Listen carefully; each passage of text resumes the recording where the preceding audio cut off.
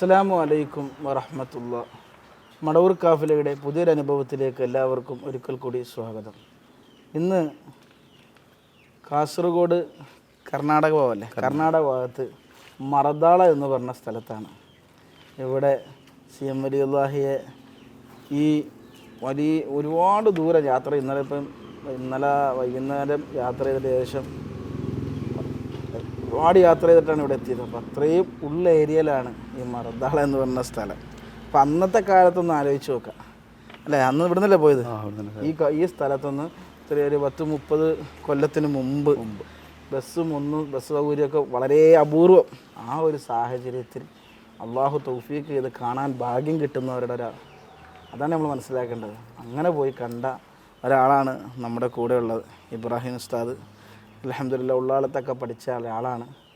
എന്തായാലും അല്ലാഹു സുബ്ഹാനഹു തആല ഷെയ്ഖുനായ അവിടുത്തെ പൊരുത്തവും മദതും അള്ളാഹു നമുക്ക് തരട്ടെ. ഏതായാലും സി എം വലിയുള്ളാഹി നേരിട്ട് അനുഭവിച്ച അനുഭവങ്ങളാണ് നിങ്ങളോടൊപ്പം ഉസ്താദ് പങ്കുവെക്കുന്നത്. ഞാൻ ഉസ്താദിനോട് ചോദിക്കുകയാണ്, ഉസ്താദ് റാഹത്തല്ലേ? അൽഹംദുലില്ലാ. ഉസ്താദ് സി എം വലിയുള്ളാഹിയെ ഈ വളരെ ഉള്ള ഏരിയയിൽ നിന്ന് അന്ന് മടവൂർ ഷെയ്ഖുനായെ കുറിച്ച് ഉസ്താദ് അറിയുന്നത് എങ്ങനെയാണ്? ബിസ്മില്ലാ, അൽഹംദുലില്ലാ, അസ്സലാത്തു വസ്സലാമു അലാ അഷ്റഫുൽ മുർസലീൻ വഅലാ ആലിഹി വസ്വഹ്ബിഹി അജ്മഈൻ. ഞാൻ ആദ്യമായി അള്ളാഹുവിനെ സ്തുതിക്കട്ടെ. മഹാനവറുകളെ അന്ന് കണ്ടതിൻ്റെ ആ ഒരു സന്തോഷം ഇപ്പോഴാണ് എനിക്ക് മനസ്സിലാകുന്നത്.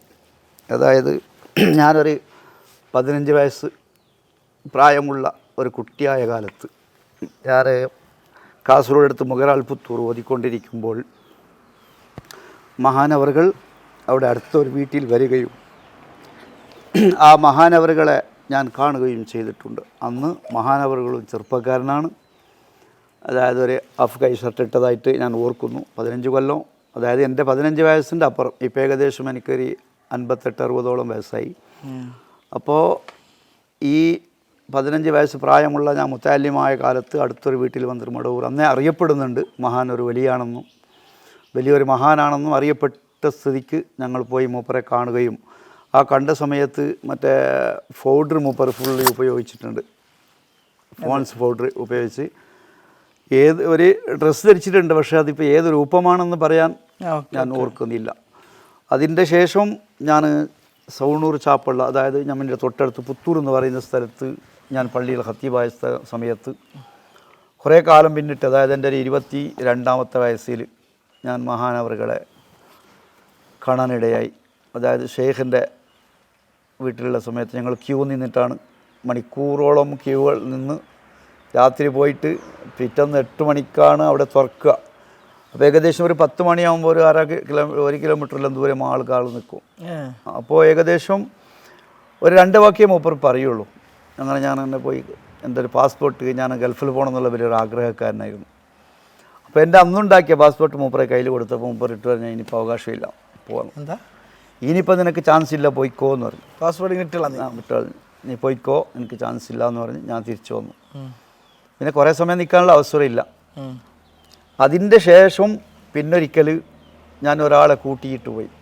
അതായത് ഒരു സ്വത്ത് സംബന്ധമായ ഒരു പ്രശ്നങ്ങൾ ഉണ്ടെന്ന് പറഞ്ഞിട്ട് അദ്ദേഹത്തെ ഞാൻ മടവൂറുമായി സംസാരിക്കാം വന്ന നിലക്ക് അദ്ദേഹത്തെ, അതായത് ഈ ചെന്നാർ എന്ന് പറയുന്ന സ്ഥലം, ഈ ചാപ്പള്ളന്ന് തൊട്ടടുത്ത് ഞാൻ ഖത്തീബ നിൽക്കുന്ന സ്ഥലത്തുള്ള ഒരാളെ വിളിച്ചിട്ട് പോയി.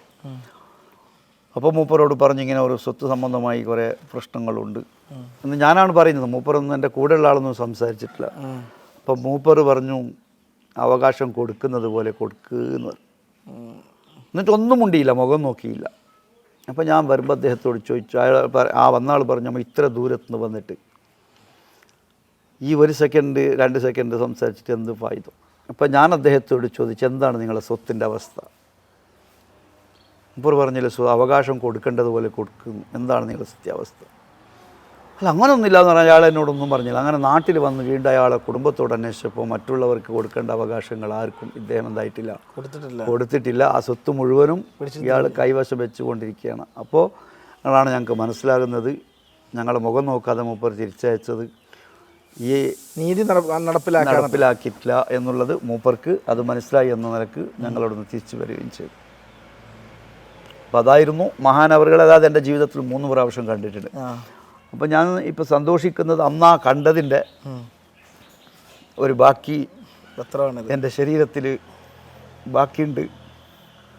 ഇല്ലെങ്കിൽ നിങ്ങളിങ്ങനെ വരാനില്ലല്ലോ. അതെ അതെ, നമുക്ക് നേരിട്ട് ഇപ്പം ഞാൻ നിങ്ങളെ വിളിച്ച് ഫോണിൽ വിളിച്ചിട്ട് കേട്ട് പറഞ്ഞപ്പോൾ എനിക്ക് അങ്ങോട്ട് പറഞ്ഞാൽ അത് അങ്ങനെ ചിലപ്പോൾ അതിൽ അങ്ങോട്ടും ഇങ്ങോട്ടൊക്കെ കുറവുകളും കൂടുതലൊക്കെ ചിലപ്പോൾ ആയിപ്പോയേക്കാം. പക്ഷെ അത് ബഹുമാനപ്പെട്ടവരുടെ കലാം അതേപോലെ തന്നെ ജനങ്ങളിലേക്ക് എത്തണമെന്ന് ആഗ്രഹിച്ചിട്ടാണ് നമ്മൾ ഇത്രയും ദൂരം നിങ്ങളെ കാണാൻ വേണ്ടി ഇവിടെ വന്നത്. ഇനി അത് വലിയ അനുഭവം ആവട്ടെ ചെറിയ അനുഭവം ആവട്ടെ അതിലൂടെ കാര്യമില്ല.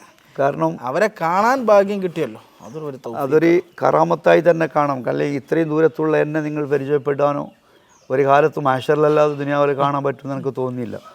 കാരണം അങ്ങനെയുള്ള ഒരു സംസാരത്തോടു കൂടി ആ ഒരു കണ്ട കാഴ്ച ഇന്ന് ആണ് ഞാൻ മനസ്സിലാക്കുന്നത്. മൂപ്പർ ലോക ആലമാണെന്ന് പറയുന്ന എനിക്ക്, ആ ആലമുൽ അർവാഹ് വരെ നിയന്ത്രിക്കുന്ന ആളാണെന്ന് പറയുന്ന എനിക്ക് യാതൊരു സംശയവും വേണ്ട. ഇല്ലെങ്കിൽ ഇത് സംഭവിക്കുകയില്ല.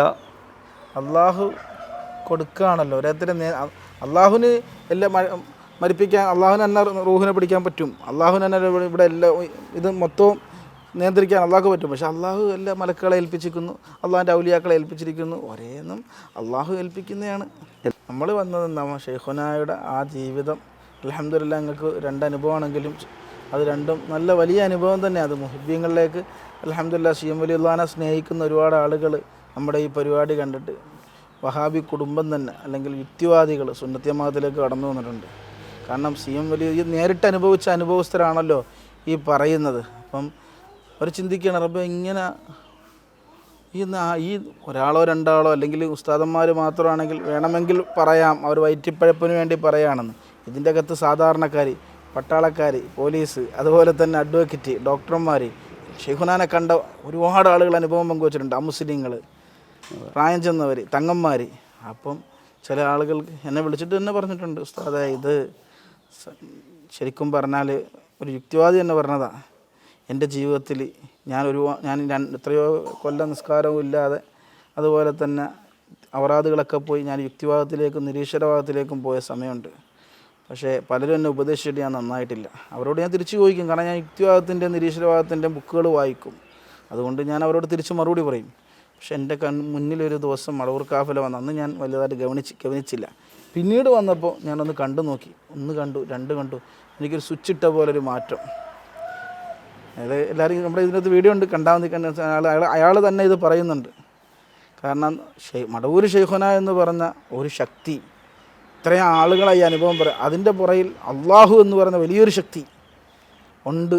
അങ്ങനെ അയാൾ തൗബ ചെയ്തു മടങ്ങിയ സംഭവം, അയാൾ ഷഹാദത്ത് കലിമ ചൊല്ലി തൗബ ചെയ്തു എന്നൊക്കെ അദ്ദേഹം നമ്മുടെ അടുത്ത് പറഞ്ഞതാ.